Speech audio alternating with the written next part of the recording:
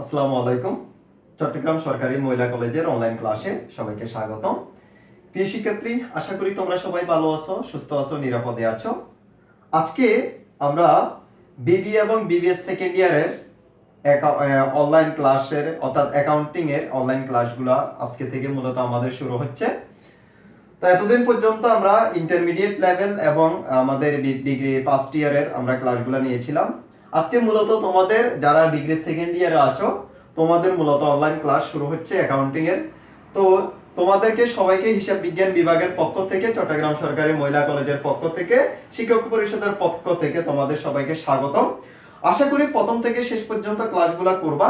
আজকে আমরা accounting third paper অর্থাৎ আমাদের ইন্টারমিডিয়েট অ্যাকাউন্টিং এর দ্বিতীয় অধ্যায়, আমাদের প্রথম অধ্যায়টা রিভিউ অফ অ্যাকাউন্টিং ছিল, যেটা তোমাদের প্রিন্সিপাল অ্যাকাউন্টিং এর মধ্যে মোটামুটি সবগুলোই তোমরা পড়ে নিয়েছো। ওই বিষয়টা আমরা আলোচনা করতেছি না, কারণ এটা তোমরা যেহেতু ফার্স্ট ইয়ারে পড়ে ফেলছো এটা তোমরা পারবা। আজকে আমরা মূলত আলোচনা শুরু করব প্লান্ট অ্যাসেট। এই প্লান্ট অ্যাসেটটা অ্যাকাউন্টিং সেকেন্ড পার্ট অর্থাৎ থার্ড পার্ট, অর্থাৎ ইন্টারমিডিয়েট অ্যাকাউন্টিং এর খুবই গুরুত্বপূর্ণ একটা টপিকস। এখান থেকে আমাদের বি পার্ট, সি পার্ট এবং আমাদের এখান থেকে বি কোশ্চেনে প্রশ্ন আসে। তো আশা করি প্রথম থেকে শেষ পর্যন্ত ক্লাসগুলো করবা। যারা তোমাদের বান্ধবী বা যারা অন্য ফ্রেন্ড যারা আছে, যারা জানে না ক্লাসগুলোর ব্যাপারে, তাদেরকে জানাবা, তাদেরকে ক্লাসগুলো করার জন্য বলবা। চলো আমরা আলোচনা শুরু করি। আজকে মূলত এই প্লান্ট অ্যাসেট সম্পর্কে আমরা মোটামুটি বিস্তারিত একটা পূর্ণাঙ্গ ধারণা তোমাদেরকে দিয়ে দেব, অর্থাৎ কিভাবে আমরা এখান থেকে অঙ্কগুলা করলে বা কি শিখলে আমরা এই চ্যাপ্টারের অঙ্কগুলা খুব ভালোভাবে করতে পারবো, পরীক্ষায় ফুল আনসার করতে পারবো এই চ্যাপ্টারের যদি কোনো অঙ্ক আসে। চলো প্রথমে আমরা আলোচনা শুরু করি প্লান্ট অ্যাসেট। আমরা জানি আইএস ইন্টারন্যাশনাল অ্যাকাউন্টিং স্ট্যান্ডার্ড, এই আইএস 16 অনুযায়ী সাধারণত কোন প্রপার্টি বা কোন স্থায়ী সম্পদকে সাধারণত প্লান্ট অ্যাসেট বলা হয়। অর্থাৎ আইএস 16 অনুযায়ী কোন প্রপার্টি বা কোন ইকুইপমেন্ট বা এরকম কোন স্থায়ী সম্পদকে সাধারণত প্লান্ট অ্যাসেট বলা হয়। অর্থাৎ আমরা যদি একটু অন্যভাবে বলি, যে সমস্ত সম্পদগুলোকে প্রতিষ্ঠানে ব্যবহারের উদ্দেশ্যে ক্রয় করা হয়, যেটা পুনরায় বিক্রয় করার উদ্দেশ্যে ক্রয় করা হয় না, এবং যেটা ব্যবহার করে প্রতিষ্ঠান দীর্ঘদিন পর্যন্ত সুবিধা ভোগ করে এবং প্রতিষ্ঠানের মুনাফা অর্জন করে এবং উত্তরোত্তর সম্পত্তি বৃদ্ধি পায়, এই সম্পত্তিগুলোকে সাধারণত প্লান্ট অ্যাসেট বলা হয়। আর এই প্লান্ট অ্যাসেট সম্পর্কে আইএস 16 এ বলা আছে। ডিবিট কোশ্চেনে আসতে পারে, আইএস 16 এ সাধারণত প্লান্ট অ্যাসেট সম্পর্কে বলা আছে, একটু জেনে রাখবা। এখন আসো, এই যে প্লান্ট অ্যাসেট, যেমন প্লান্ট অ্যাসেট বলতে সাধারণত আমরা যে সমস্ত সম্পত্তিগুলো বলি, যেমন মনে করো বিভিন্ন ধরনের ইকুইপমেন্ট, মেশিনারি, তারপর হচ্ছে ফার্নিচার, অর্থাৎ সকল প্রকার যে স্থায়ী সম্পদগুলো আছে এই স্থায়ী সম্পদগুলোকে একসাথে এক কথায় বলা হয় প্লান্ট অ্যাসেট। এখন আসো আমরা এই অধ্যায়ে প্লান্ট অ্যাসেট সম্পর্কে এখানে অনেকগুলো তথ্য দেওয়া আছে, যেমন প্লান্ট অ্যাসেটের ক্লাসিফিকেশন আছে, তারপরে প্লান্ট অ্যাসেটের বৈশিষ্ট্যগুলো আছে, এগুলো তোমরা একটু দেখে নেবা। আমরা আজকে মূলত শিখব এই প্লান্ট অ্যাসেটের এখান থেকে কি কি গাণিতিক সমস্যা আসে বা কি কি তথ্য আমরা যদি শিখে নিই আমরা এই চ্যাপ্টার থেকে অঙ্কগুলা সমাধান করতে পারবো, এই বিষয়গুলো আমরা আলোচনা করব। আসো, এখানে একটা পরীক্ষায় একটা অঙ্ক আসে, সেটা হচ্ছে যে আমাদেরকে অনেক সময় বি পার্টে বা সি পার্টের একটা অংশে বলা থাকে যে কস্ট অফ প্লান্ট অ্যাসেটটা নির্ণয় করো। আমরা শিখবো আজকে কিভাবে কস্ট অফ প্লান্ট অ্যাসেটটা নির্ণয় করা যায়, কি কি তথ্য শিখে রাখলে অর্থাৎ আমরা এক কথায় প্লান্ট অ্যাসেটের কস্ট প্রাইসটা নির্ণয় করতে পারবো। এরপরে সাধারণত প্লান্ট অ্যাসেটগুলো আমরা যেহেতু ক্রয় করে নিয়ে আসি, ক্রয় করে আনার পরে এই প্লান্ট অ্যাসেটগুলো আমরা প্রতিষ্ঠানে ব্যবহার করি। তো প্রতিষ্ঠানে যখন আমরা কোনো সম্পত্তি ব্যবহার করি, এই সম্পত্তিটা সাধারণত মূল্য কমে যায়, যেটাকে আমরা ডেপ্রিসিয়েশন বলি। এখানে মূলত আমাদের ম্যাক্সিমাম আলোচনাটা হচ্ছে কিভাবে ডেপ্রিসিয়েশন গুলা ক্যালকুলেশন করতে হয়, কারণ ডেপ্রিসিয়েশন গুলা ক্যালকুলেশন করার এখানে অনেকগুলো মেথড আছে। এই মেথডগুলো আজকে আমরা শিখে নেব, কোন মেথডে কিভাবে অ্যানুয়াল ডেপ্রিসিয়েশন গুলা বের করতে হয় এই জিনিসটা শিখব। আর এই ডেপ্রিসিয়েশনটা নির্ণয় করার জন্য রিলেটেড কিছু তথ্য আছে, যেমন কোন একটা সম্পত্তি কিনলাম, এই সম্পত্তিটা আমি কয়দিন ব্যবহার করব, ওই ব্যবহার যতদিন পর্যন্ত ব্যবহার করব তাকে কি বলা হয়। অনেক সময় দেখা যায় যে সম্পত্তিটা ব্যবহার করার পরে আমাদের কিছু মূল্য আমরা বিক্রি করে পাই, এটাকে আবার কি বলা হয়। এই বিষয়গুলো সম্পর্কে আজকে আমরা মোটামুটি ইনশাআল্লাহ বিস্তারিত শিখে নেব। ওকে, এখন আসো, প্রথমে আমাদের এখান থেকে যে বিষয়টা আমরা শিখবো সেটা হচ্ছে যে কস্ট অফ প্লান্ট অ্যাসেট, কিভাবে প্লান্ট অ্যাসেটের মূল্য নির্ণয় করা। আমরা পূর্বে বলছি প্রতিষ্ঠানে পুনরায় ক্রয় বিক্রয় করার উদ্দেশ্যে নয়, প্রতিষ্ঠান ব্যবহার করার উদ্দেশ্যে, এবং যেটা ব্যবহার করে প্রতিষ্ঠানের মুনাফা অর্জন করা হয় এবং প্রতিষ্ঠানের সম্পত্তি উত্তরোত্তর বৃদ্ধি পায়, ওই সম্পত্তিটাকে বলা হয় প্লান্ট অ্যাসেট। এখন এই প্লান্ট অ্যাসেটটা আমি কিনবো, অর্থাৎ প্লান্ট অ্যাসেটটা আমি ক্রয় করব। প্লান্ট অ্যাসেটটা ক্রয় করার সাথে রিলেটেড যে সমস্ত খরচগুলো আছে, এই খরচগুলো সবগুলো একসাথে যোগ করলে ওই সম্পত্তিটার, ওই প্লান্ট অ্যাসেটের কি পাওয়া যায়, কস্ট প্রাইসটা পাওয়া যায়। তাহলে আমাদেরকে পরীক্ষায় যদি, অর্থাৎ আমাদের যদি প্রশ্নে আসে যে determine the cost of plant asset, determine the cost of plant asset, মনে রাখবা এই cost of plant asset হচ্ছে cost of plant asset। এই cost of plant asset মানে হচ্ছে একটি প্রতিষ্ঠানের যত, অর্থাৎ একটা প্লান্ট অ্যাসেট ক্রয় থেকে শুরু করে, একটা প্লান্ট অ্যাসেট ক্রয় থেকে শুরু করে এটাকে ব্যবহার উপযুক্ত করে তোলা পর্যন্ত যতগুলো খরচ হবে সবগুলো খরচ যোগ করলে ওই প্লান্ট অ্যাসেটের ক্রয় মূল্য বা কস্ট প্রাইসটা পাওয়া যায়। আবার বলতেছি, তুমি কোন একটা প্লান্ট অ্যাসেট কিনলা বা কোন একটা সম্পত্তি তুমি কিনলা, ওই সম্পত্তি ক্রয় থেকে শুরু করে এই সম্পত্তিটাকে চূড়ান্ত ব্যবহার উপযোগী করে তোলা পর্যন্ত যতগুলো খরচ সংগঠিত হবে বা যতগুলো খরচ হবে সবগুলো খরচ যোগ করলে সাধারণত ওই প্লান্ট অ্যাসেটের কস্ট প্রাইস পাওয়া যায়। তোমাকে একটা এক্সাম্পল দিই, মনে করো আমি একটা কম্পিউটার কিনলাম, এখন এই কম্পিউটার কিনলাম মনে করো 50,000 টাকা দিয়ে। এখন এই কম্পিউটারটা ক্রয় পরিবহন অর্থাৎ ফ্রাইট-ইন দিলাম মনে করো আমি 5,000 টাকা। এরপরে এই কম্পিউটারটাকে ইনস্টলেশন আদার কস্ট আছে মনে করো আরো 10,000 টাকা। এখন দেখো আমি তো কম্পিউটারটা কিনছিলাম 50,000 টাকা দিয়ে, কিন্তু এই যে ফ্রাইট-ইন এবং ইনস্টলেশন কস্ট, এই 15,000 টাকার অতিরিক্ত যে খরচটা আছে এটা যদি আমি না করি তাহলে আমার এই কম্পিউটারটা আমি ব্যবহার করতে পারতেছি না। তাহলে এই কম্পিউটারটা ক্রয় থেকে শুরু করে এটাকে চূড়ান্ত ব্যবহার উপযুক্ত করে তোলা পর্যন্ত সবগুলা খরচ যোগ করলে পাবো আমরা সাধারণত কস্ট অফ প্লান্ট অ্যাসেট। তাহলে আমরা এক কথায় মনে রাখবো, কোন স্থায়ী সম্পত্তি ক্রয় থেকে শুরু করে এটাকে ব্যবহার উপযুক্ত করে তোলা পর্যন্ত সম্পর্কিত যতগুলো খরচ আছে সবগুলো খরচ যোগ করলে ওই প্লান্ট অ্যাসেটের কস্ট প্রাইসটা পাওয়া যায়। মনে থাকবে? ওকে। তাইলে যেমন তোমার ফ্রাইট-ইন আছে, ট্রান্সপোর্টেশন ইন আছে, তারপরে মনে করো ইনস্টলেশন কস্ট আছে, এগুলো ইত্যাদি ইত্যাদি সবগুলা যোগ করলে সাধারণত ওই প্লান্ট অ্যাসেটের কস্ট প্রাইসটা পাওয়া যাবে। এখানে তোমাকে যে বিষয়টা মনে রাখতে হবে, তোমাকে অনেকগুলো তথ্য দিয়ে দিবে। তোমাকে এখানে দেখতে হবে কোন স্থায়ী সম্পত্তি কেনার সাথে বা ক্রয়ের সাথে কোন খরচটা সরাসরি জড়িত, কোন খরচটা না করলে তুমি প্লান্ট অ্যাসেটটা ব্যবহার করতে পারবা না, ওই খরচগুলো সাধারণত তোমাকে এখানে যোগ করতে হবে। যোগ করলে তুমি কস্ট অফ প্লান্ট অ্যাসেট পাবা, কারণ এখানে তোমার স্থায়ী সম্পত্তি ক্রয়ের সাথে সম্পর্কিত নয় এমন কিছু তথ্য তোমার এখানে প্রশ্নের মধ্যে দেওয়া থাকতে পারে, সতর্ক থাকতে হবে, ওই তথ্যগুলো তুমি এখানে যোগ করতে পারবা না। ক্লিয়ার? ওকে। আমরা তাহলে মনে রাখবো এক কথায় যে কোন স্থায়ী সম্পত্তি ক্রয় থেকে শুরু করে ব্যবহার উপযুক্ত করে তোলা পর্যন্ত যতগুলো খরচ ওই প্লান্ট অ্যাসেটের সাথে জড়িত, অর্থাৎ ব্যবহার উপযুক্ত করে তোলা পর্যন্ত যতগুলো খরচ হবে ওই খরচগুলো সবগুলো একসাথে যোগ করলে ওই স্থায়ী সম্পত্তির ক্রয় মূল্যটা পাওয়া যাবে বা কস্ট অফ প্লান্ট অ্যাসেট পাওয়া যাবে। এখন আসো, আমি কোন একটা প্লান্ট অ্যাসেট ক্রয় করলাম, ক্রয় করলাম। মনে করো আমার এই প্লান্ট অ্যাসেটের মূল্য হচ্ছে 1 লক্ষ টাকা, অর্থাৎ সবগুলো যোগ করলে আমি কত টাকা পাইলাম? 1 লক্ষ টাকা। এটাকে বলা হয় cost of plant asset. Cost of কি? Plant asset. এখন এই প্লান্ট অ্যাসেটটা সাধারণত কোন এক সম্পত্তি ক্রয় করার পরে আমরা এস্টিমেট করি যে আমি আমার এই সম্পত্তিটা 10 বছর ব্যবহার করব, 15 বছর ব্যবহার করব বা 20 বছর ব্যবহার করব, এরকম একটা তারিখ অথবা একটা ইয়ার আমরা কি করি? এস্টিমেট করি। এখন কোন স্থায়ী সম্পত্তি আমরা যত বছর পর্যন্ত ব্যবহার করতে পারবো বলে অনুমান করি, সাধারণত ওই সময়কালকে, ওই বছরগুলোকে ওই প্লান্ট অ্যাসেটের কি বলা হয়? এস্টিমেটেড লাইফ বলা হয়। কি বলা হয়? এস্টিমেটেড লাইফ বলা হয়। সাপোজ এই প্লান্ট অ্যাসেটটা আমি 1 লক্ষ টাকা দিয়ে ক্রয় করলাম, আমি বললাম যে আমার এই প্লান্ট অ্যাসেটটা আমি 10 ইয়ার্স ব্যবহার করব, আমি 10 ইয়ার্স কি করব? এটা ইউজ করব।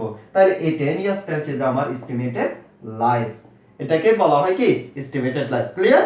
অর্থাৎ এস্টিমেটেড লাইফ হচ্ছে ভগ্নাবশেষ মূল্য, যেটা আমরা বাংলায় বলি ভগ্নাবশেষ মূল্য। তাহলে কোন স্থায়ী সম্পত্তি যত বছর পর্যন্ত ব্যবহার করব বলে আমরা অনুমান করি ওই সময়কালকে বলা হয় ওই প্লান্ট অ্যাসেটের এস্টিমেটেড লাইফ। মনে থাকবে? ওকে। এখন আসো, সাধারণত মনে করো তুমি 1 লক্ষ টাকা দিয়ে সম্পত্তিটা ক্রয় করলা। সম্পত্তিটা ক্রয় করার পরে তুমি অনুমান করলা যে এই সম্পত্তিটা তুমি 10 বছর পর্যন্ত ব্যবহার করবা। 10 বছর ব্যবহার করার পরে সাধারণত দেখবা কোনো মেশিন আমরা কিনলাম, 10 বছর ব্যবহার করলাম, ব্যবহার করার পরে এখানে লোহা লঙ্কর বা অর্থাৎ যে অংশগুলো আছে, যন্ত্রপাতি যেগুলো আছে, এগুলো আমরা বাজারে বিক্রি করে দিয়ে একটা টাকা পাই। এই টাকাকে বলা হয় সেলভেজ ভ্যালু বা রেসিডিয়াল ভ্যালু বলা হয়। কি বলা হয়? সেলভেজ ভ্যালু বা রেসিডিয়াল ভ্যালু বলা হয়। তাহলে এস্টিমেটেড লাইফ শেষে কোন প্লান্ট অ্যাসেট বিক্রয় করে যে টাকাটা পাওয়া যাবে বলে আমরা অনুমান করি সেটাকে বলা হয় সেলভেজ ভ্যালু। সেটাকে বলা হয় কি? সেলভেজ ভ্যালু। সেলভেজ ভ্যালু। এই সেলভেজ ভ্যালুর বাংলা হচ্ছে যে তোমার ভগ্নাবশেষ মূল্য। আবার বলতেছি, কোন স্থায়ী সম্পত্তির আয়ুষ্কাল শেষে, অর্থাৎ আমরা যত বছর পর্যন্ত ব্যবহার করব ওই বছর পরে ওই স্থায়ী সম্পত্তি বাজারে বিক্রয় করে যে টাকাটা পাওয়া যাবে বলে আমরা অনুমান করি সেটাকে বলা হয় ওই স্থায়ী সম্পত্তির সেলভেজ ভ্যালু বা রেসিডিয়াল ভ্যালু বলা হয়। মনে থাকবে? ওকে, এখন আসো, কোন স্থায়ী সম্পত্তির মনে করো কস্ট প্রাইস পাইলাম আমরা। কোন স্থায়ী সম্পত্তির আমরা কস্ট প্রাইস পাইলাম। এই কোন স্থায়ী সম্পত্তির কস্ট প্রাইস থেকে, কোন স্থায়ী সম্পত্তির এই কস্ট প্রাইস থেকে আমরা যখন সেলভেজ ভ্যালু বিয়োগ করি তখন পাওয়া যায় ওই স্থায়ী সম্পত্তির ডেপ্রিসিয়েবল কস্ট। তাহলে যদি আমাদেরকে পরীক্ষায় বলে ডেপ্রিসিয়েবল কস্ট কিভাবে বের করব, ডেপ্রিসিয়েবল কস্ট হচ্ছে যে স্থায়ী সম্পত্তির অর্থাৎ কোন প্লান্ট অ্যাসেটের কস্ট প্রাইস থেকে সেলভেজ ভ্যালু বিয়োগ করলে যে মূল্যটা আমরা পাবো সেটাকে বলা হয় ডেপ্রিসিয়েবল কস্ট বা ডেপ্রিসিয়েবল ভ্যালু বলা হয়। মনে থাকবে? ডেপ্রিসিয়েবল ভ্যালুটা কি? ডেপ্রিসিয়েবল ভ্যালু মানে হচ্ছে স্থায়ী সম্পত্তির ক্রয় মূল্য থেকে ভগ্নাবশেষ মূল্য বিয়োগ করলে যে মূল্যটা পাওয়া যায় সেটাকে বলা হয় ডেপ্রিসিয়েবল কস্ট বা অর্থাৎ অবচয়যোগ্য মূল্য। ডেপ্রিসিয়েবল ভ্যালু বা ডেপ্রিসিয়েবল কস্ট বা কি অবচয়যোগ্য মূল্য বলা হয়। মনে থাকবে? ওকে, এখন আসো, এখন আমি প্লান্ট অ্যাসেটটা সাধারণত কেনার পরে এটা তো আমি রেখে দেব না, এই প্লান্ট অ্যাসেটটা আমি ব্যবহার করব। প্লান্ট অ্যাসেটটা কি করব? ব্যবহার করব। এই প্লান্ট অ্যাসেটটা ব্যবহার করার পরে অথবা সময়ের পরিবর্তনের ফলে স্থায়ী সম্পত্তির যে মূল্যটা কমে যায় বা প্লান্ট অ্যাসেটের যে মূল্যটা কমে যায় সেটাকে বলা হয় ডেপ্রিসিয়েশন। তাহলে ডেপ্রিসিয়েশন মানে কি? অবচয়। অবচয় বলতে আমরা কি বুঝি? কোন স্থায়ী সম্পত্তি ব্যবহারজনিত কারণে অথবা স্থায়ী সম্পত্তির সময়ের বিবর্তনের কারণে যে মূল্য কমে যায় এটাকে বলা হয় ওই স্থায়ী সম্পত্তির অবচয় বলা হয়। মনে থাকবে? অবচয় বলা হয়।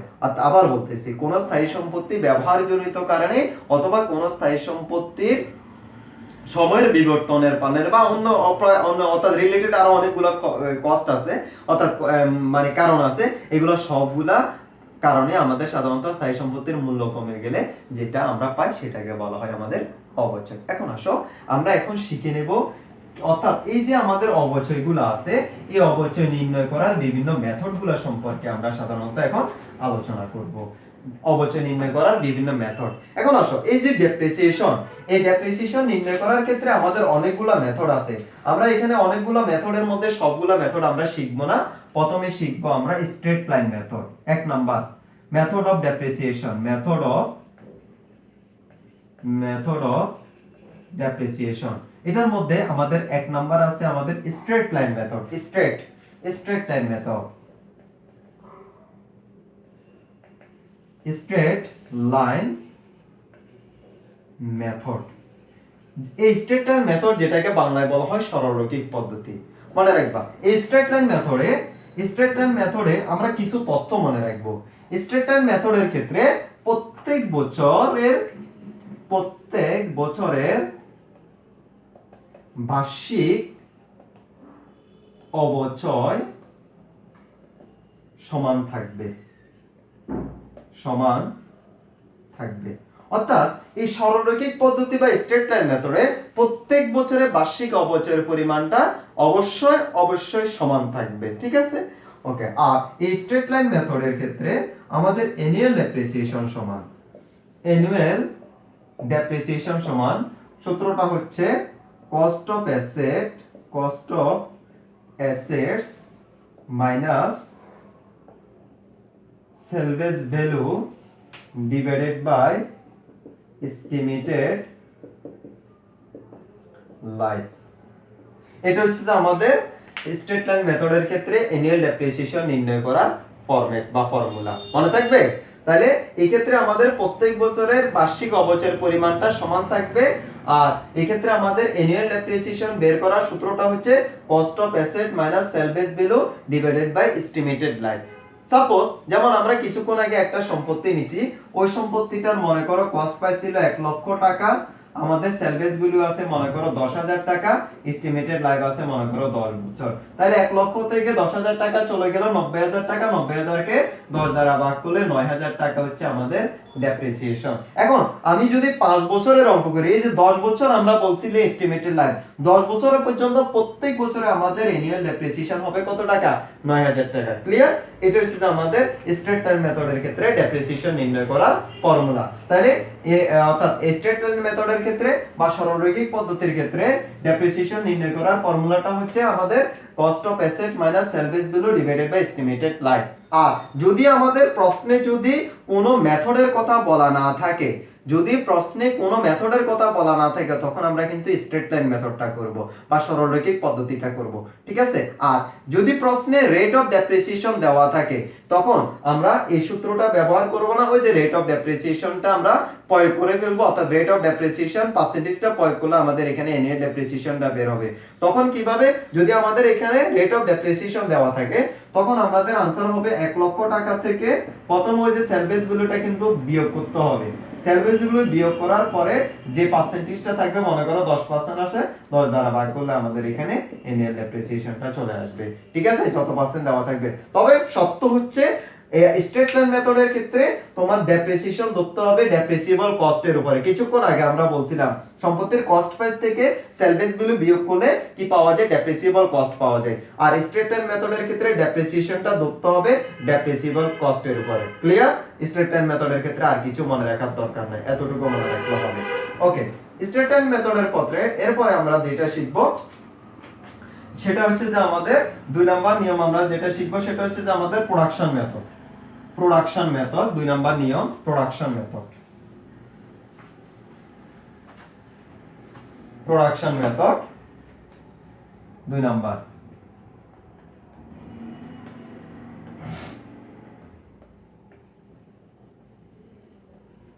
প্রোডাকশন মেথড এটাকে আওয়ারলি মেথডও বলা হয়। আওয়ারলি মেথডও বলা হয়। ঠিক আছে? ওকে, এখন আসো প্রোডাকশন মেথড হচ্ছে অর্থাৎ একটা এই পদ্ধতিতে কোনো একটি সম্পত্তি কার্যকর আয়ুষ্কালের মধ্যে কতটুকু পণ্য আমরা উৎপাদন করব। অর্থাৎ সম্পত্তিটা আমি কিনলাম, কেনার পর এই সম্পত্তিটা দিয়ে প্রতি বছর আমি কতটুকু পণ্য উৎপাদন করব, ওই উৎপাদনের উপরে ভিত্তি করে যখন আমরা অবচয়টা ক্যালকুলেশন করব, সেটা হচ্ছে যে আমাদের মূলত প্রোডাকশন মেথড। এই প্রোডাকশন মেথডের ক্ষেত্রে আমরা অ্যানুয়াল ডেপ্রিসিয়েশন বের করার জন্য যেটা করব, অর্থাৎ এই প্রোডাকশন মেথডের ক্ষেত্রে অ্যানুয়াল ডেপ্রিসিয়েশন অর্থাৎ অ্যানুয়াল ডেপ্রিসিয়েশন বের করার ফর্মুলাটা হচ্ছে কস্ট অফ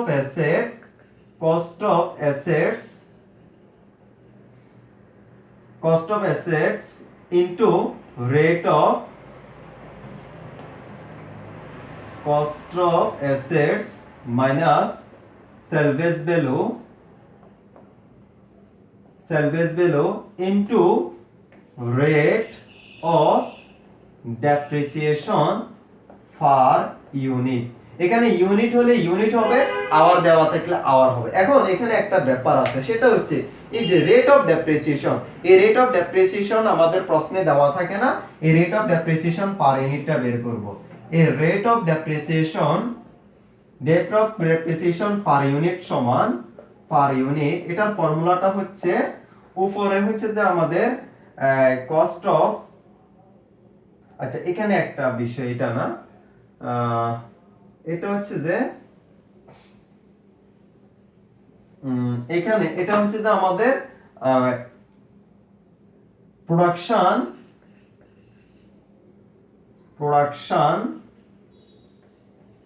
অফ পার্টিকুলার ইয়ার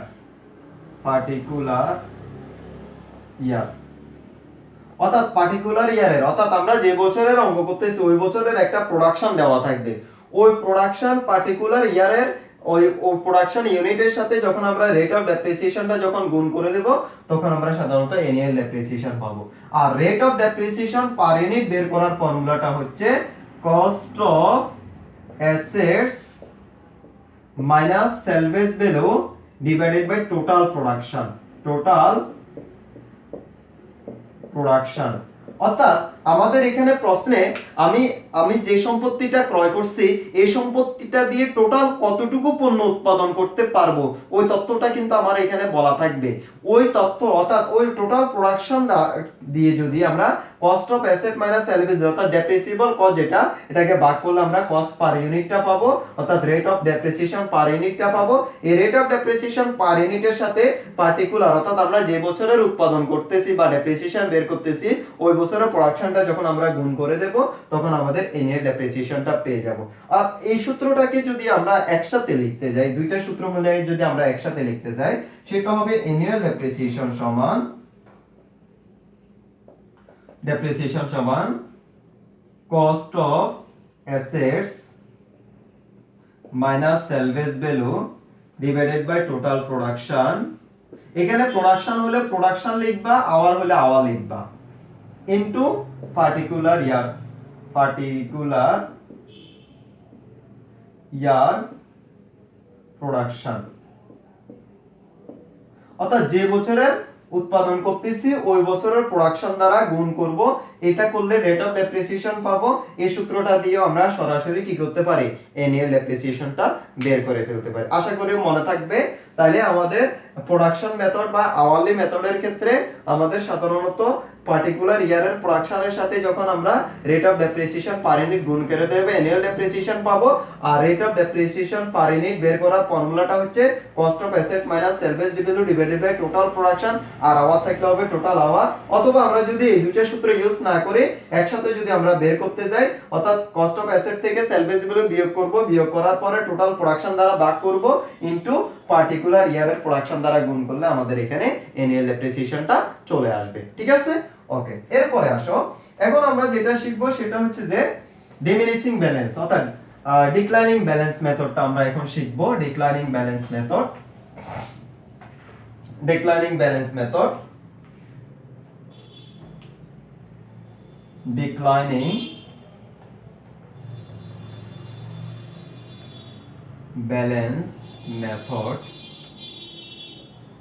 এটাকে ডিমিনিশিং ব্যালেন্স মেথডও বলা হয়, রিডিউসিং ব্যালেন্স মেথডও বলা হয়। আবার ডিক্লাইনিং ব্যালেন্স মেথড বা রিডিউসিং ব্যালেন্স মেথড বা ডিমিনিশিং ব্যালেন্স মেথডও বলা হয়। এখন এই মেথডটা আমরা আগে যে মেথডটা আলোচনা করছি ওই মেথড থেকে একটু আলাদা। কিরকম আলাদা? এই ডিমিনিশিং ব্যালেন্স মেথড বা রিডিউসিং ব্যালেন্স মেথডের ক্ষেত্রে সর্বপ্রথম তুমি যখন অ্যানুয়াল ডেপ্রিসিয়েশনটা বের করবা, আগে আমরা যে অ্যানুয়াল ডেপ্রিসিয়েশনগুলো বের করছি আগে দুইটা পদ্ধতিতে, ওগুলাতে ডেপ্রিসিয়েশনগুলো বের করতে হয়েছে আমাদেরকে ডেপ্রিসিবল ভ্যালুর উপরে। কিন্তু ডিমিনিশিং ব্যালেন্স মেথড পরে আরেকটা আছে ডাবল ডিক্লাইনিং ব্যালেন্স মেথড। এই দুইটা মেথডের ক্ষেত্রে আমাদেরকে ডেপ্রিসিয়েশনটা বের করতে হবে কস্ট প্রাইসের উপর। কিসের উপর? কস্ট প্রাইসের উপর। অর্থাৎ এই কস্ট প্রাইসের উপরে সাধারণত আমাদের এখানে ডেপ্রিসিয়েশনটা বের করতে হবে এখানে। অর্থাৎ এখানে আমাদের কিছু নিয়ম মনে রাখতে হবে। সেটা হচ্ছে কস্ট প্রাইস বা বুক ভ্যালু এর উপর ডেপ্রিসিয়েশন হবে। অর্থাৎ প্রথম বছরে ডেপ্রিসিয়েশন হবে কস্ট প্রাইসের উপর, এর পরবর্তী বছরে ডেপ্রিসিয়েশন গুলো হবে বুক ভ্যালুর উপর। এটা একটা পয়েন্ট। দুই নম্বর পয়েন্ট হচ্ছে প্রশ্নে যদি রেট অফ ডেপ্রিসিয়েশন দেওয়া না থাকে, তখন রেট অফ ডেপ্রিসিয়েশন বের করতে হবে। যদি প্রশ্নে রেট অফ ডেপ্রিসিয়েশন দেওয়া না থাকে। এটা এরপরে এখন আসো রেট অফ ডেপ্রিসিয়েশন। এই ডিমিনিশিং ব্যালেন্স মেথডে রেট অফ ডেপ্রিসিয়েশন সমান এটা সূত্রটা হচ্ছে 1 মাইনাস রুট ওভার উপরে হচ্ছে salvage value divided by cost of assets এখানে n ইনটু 100। এটা হচ্ছে রেট অফ ডেপ্রিসিয়েশন বের করার ফর্মুলা। এখানে দেখো, এখানে n এর জায়গায় বসাবো আমরা নাম্বার অফ ইয়ার্স অর্থাৎ এস্টিমেটেড লাইফটা, এসবি মানে সেল বেস ভ্যালু, তারপরে কস্ট অফ অ্যাসেট, এগুলো সবগুলো বসায় ক্যালকুলেশন করে 100 দ্বারা গুণ করলে আমাদের রেট অফ ডেপ্রিসিয়েশনটা বের হবে। কোন মেথডের ক্ষেত্রে? ডিক্লাইনিং ব্যালেন্স মেথডের ক্ষেত্রে। ঠিক আছে, তাহলে ডিক্লাইনিং ব্যালেন্স মেথডের ক্ষেত্রে প্রথম বছরে অবচয় দ্রব্য সম্পত্তির ক্রয় মূল্যের উপর, আর দ্বিতীয় বছরগুলো বা পরবর্তী বছরগুলোতে অবচয় দ্রব্য সম্পত্তির বুক ভ্যালুর উপর। কিসের উপর? বুক ভ্যালুর উপর। আর প্রশ্নে যদি রেট অফ ডেপ্রিসিয়েশন দেওয়া না থাকে, এই রেট অফ ডেপ্রিসিয়েশন বের করার ফর্মুলাটা হচ্ছে 1 - n, n মানে অর্থাৎ number of years salvage value divided by cost of asset into 100। এটা হচ্ছে আমাদের ডিমিনিশিং ব্যালেন্স মেথড বা রিডিউসিং ব্যালেন্স মেথড বা ডিক্লাইনিং ব্যালেন্স মেথডের ক্ষেত্রে অঙ্ক। আর এরপরে আমাদের অবচয়টা নির্ণয় করতে পারবো, অর্থাৎ কস্ট প্রাইস যেটা আছে ওটার উপরে পার্সেন্টেজটা প্রয়োগ করলে আমাদের অবচয়টা চলে আসবে। ঠিক আছে, এখানে আরেকটা বিষয় আছে বুক ভ্যালু। বুক ভ্যালুটা বের করার সূত্রটা হচ্ছে বুক ভ্যালু সমান cost of assets minus accumulated depreciation।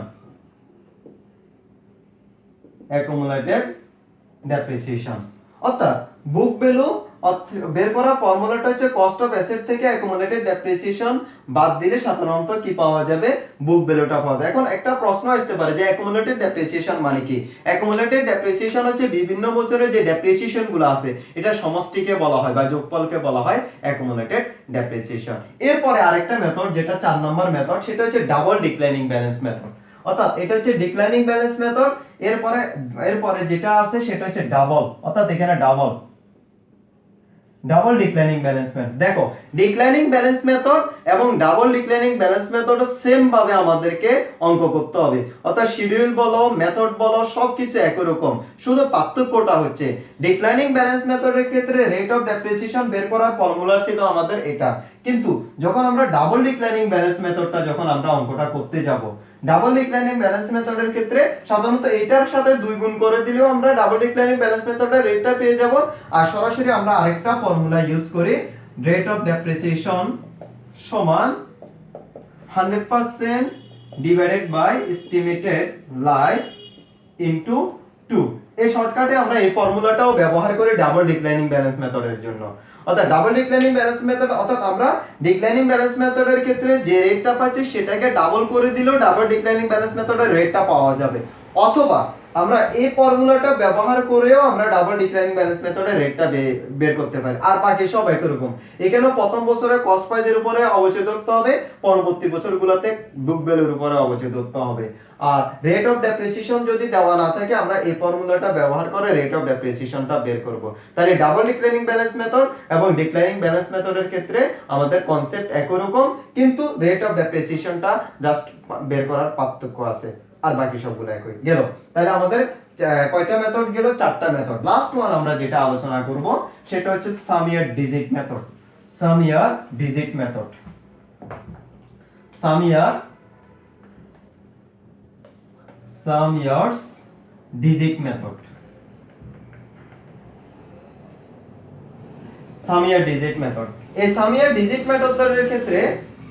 Year digit মেথডের ক্ষেত্রে আমাদেরকে অঙ্ক করার জন্য এখানেও আমাদের সাধারণত যেটা করব আমরা সেটা হচ্ছে যে এখানেও আমাদেরকে ডেপ্রিসিয়েবল কস্টের উপরে ডেপ্রিসিয়েশনটা বের করতে হবে। এখন এখানে অঙ্ক করার জন্য সর্বপ্রথম আমাদেরকে একটা কাজ করে নিতে হবে, সেটা হচ্ছে আমরা সাম ইয়ার ডিজিটটা বের করে নেব। সাম ইয়ার ডিজিটটা আমরা বের করব। এই সাম ইয়ার ডিজিটটা বের করার ফর্মুলাটা হচ্ছে n * n + 1 ডিভাইডেড বাই 2। এটা হচ্ছে যে আমাদের সাম ইয়ার ডিজিট বের করার ফর্মুলাটা। এখানে n মানে হচ্ছে যে নাম্বার অফ ইয়ার্স, তারপরে এই ফর্মুলাটা ব্যবহার করলে আমরা সাম ইয়ার ডিজিট পাবো। আর এই পদ্ধতিতে অ্যানুয়াল ডেপ্রিসিয়েশনের সূত্রটা হচ্ছে cost of assets minus salvage value into নিচে হচ্ছে যে সাম ইয়ার ডিজিট আর উপরে হচ্ছে যে পার্টিকুলার ইয়ার।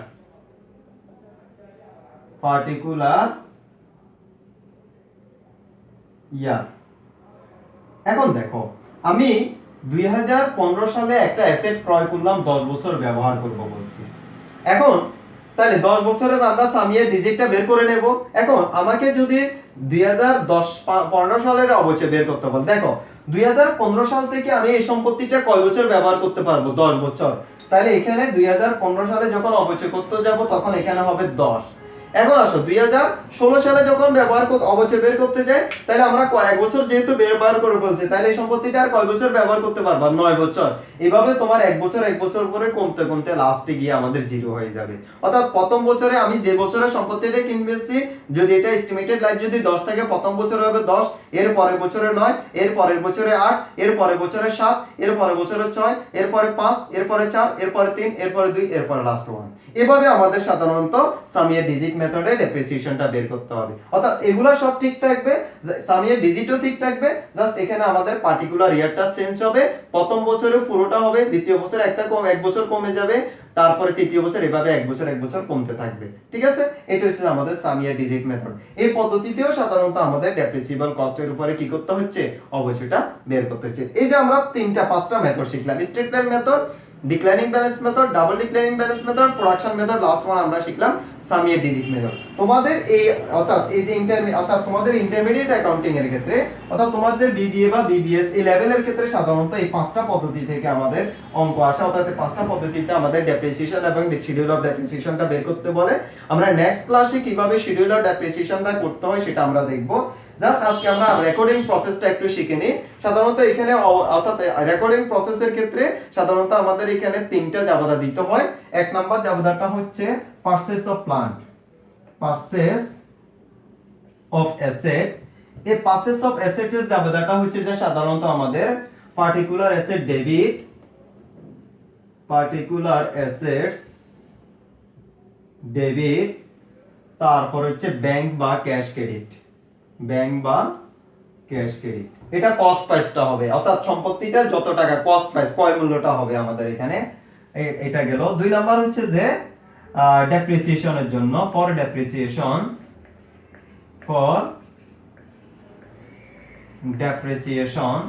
এই ডেপ্রিসিয়েশনের জাবেদাটা হচ্ছে depreciation expense debit, accumulated depreciation credit. তুমি যে পদ্ধতিতে করো না কেন, তোমার সাধারণত ডেপ্রিসিয়েশন যেটা বের হবে এটা আমি এখানে লিখবা। লাস্টে জাবেদা যেটা, সেটা হচ্ছে যে ডেপ্রিসিয়েশনটা এক্সপেন্সটা যেহেতু আমাদের এটা একটা মুনাফা জাতীয় লেনদেন, এটা যেহেতু এক্সপেন্স, আমরা জানি বছর শেষে মুনাফা জাতীয় লেনদেনগুলোকে বন্ধ করতে হয়। এই বন্ধ করার জাবেদাটা হচ্ছে, অর্থাৎ to close off depreciation expense, এটা বন্ধ করার জাবেদাটা হচ্ছে income summary debit, income summary debit, depreciation expense credit. এই 3টা জাবেদা লিখবো। এই 3টা হচ্ছে যে আমাদের কমন জাবেদা। অনেক সময় আমাদের প্রশ্নে কোন প্ল্যান্ট অ্যাসেট বিক্রয় করার কথা বলা থাকে, অর্থাৎ কোন সম্পত্তি বিক্রয় করার কথা বলা থাকে, for sale of plant asset, for sale of plant asset. যখন কোন প্ল্যান্ট অ্যাসেট বিক্রয় করার কথা বলা থাকে তখন আমাদের জাবেদাটা হবে এরকম: ক্যাশ বা bank debit, accumulated depreciation debit. Accumulated depreciation, যার কারণ আমরা কোন স্থায়ী সম্পত্তি যখন বিক্রি করব, স্থায়ী সম্পত্তির অ্যাকুমুলেটেড ডেপ্রিসিয়েশন, অর্থাৎ অ্যাকুমুলেটেড ডেপ্রিসিয়েশন যেটা থাকে ওটাও চলে যাবে, অ্যাকুমুলেটেড ডেপ্রিসিয়েশন ডেবিট। এরপরে যদি লস হয় তাহলে লস হলে লস ডেবিট হবে, তারপর এরপরে ক্রেডিট হবে, ওই অ্যাসেটটা ক্রেডিট হবে, particular asset, particular assets credit হবে, অ্যাসেট ক্রেডিট হবে। আর যদি আমাদের লস অর্থাৎ গেইন হয়, গেইনটা আমাদের ক্রেডিট হবে। এটা হচ্ছে যে আমাদের সাধারণত বিক্রি করা যাবে না। আর গেইন আর লস সবসময় একসাথে হবে না, লস হলে লস হবে তখন গেইন হবে না, গেইন হলে তখন আবার লস হবে না। ঠিক আছে, এটা হচ্ছে যে আমাদের সাধারণত এই 4টা জাবেদা। তাহলে কোন সম্পত্তি ক্রয় করা জাবেদা হচ্ছে আমাদের পার্টিকুলার অ্যাসেট ডেবিট, ব্যাংক বা ক্যাশ ক্রেডিট। ডেপ্রিসিয়েশন ধরা জাবেদা হচ্ছে depreciation expense debit, accumulated depreciation credit. এটা বন্ধ করা জাবেদাটা হচ্ছে income summary debit, depreciation expense credit. আর সম্পত্তিটা যদি আমরা বিক্রি করে দিই, ক্যাশ বা bank debit, accumulated depreciation debit. যদি লস হয় লস ডেবিট, এরপরে সম্পত্তিটা ক্রেডিট অর্থাৎ পার্টিকুলার অ্যাসেট ক্রেডিট, আর গেইন হলে গেইনটা ক্রেডিট। এতটুকু। আর মনে রাখবা এই যে ডেপ্রিসিয়েশন এবং ইনকাম সামারি, এটা সাধারণত এন্ড অফ অ্যাকাউন্টিং পিরিয়ড, অর্থাৎ ওদের হিসাবকাল শেষে সাধারণত দিতে হয়। আর এটা সাধারণত দিতে হবে যেদিন আমরা সম্পত্তিটা ক্রয় করছি ওই তারিখের জন্য। এটাই ছিল আমাদের মূলত প্ল্যান্ট অ্যাসেট সম্পর্কে আলোচনা। এই তথ্যগুলো যদি মোটামুটি শিখতে পারো, বুঝতে পারো, তাহলে আশা করি এই চ্যাপ্টারে আমাদের যে অঙ্কগুলো আসবে এগুলা করতে পারবা। ওকে, আজকে আমরা এখানে শেষ করব। যারা তোমাদের বান্ধবী যারা আছে বা বন্ধু যারা আছে ওদের সাথে ক্লাসগুলো শেয়ার করে দিবা, ওদেরকে দেখতে বলবা। আমরা নেক্সট নেক্সট ক্লাসে ইনশাআল্লাহ এখান থেকে অঙ্ক করা শুরু করব। ওকে, ভালো থাকো, সুস্থ থাকো, আল্লাহ হাফেজ।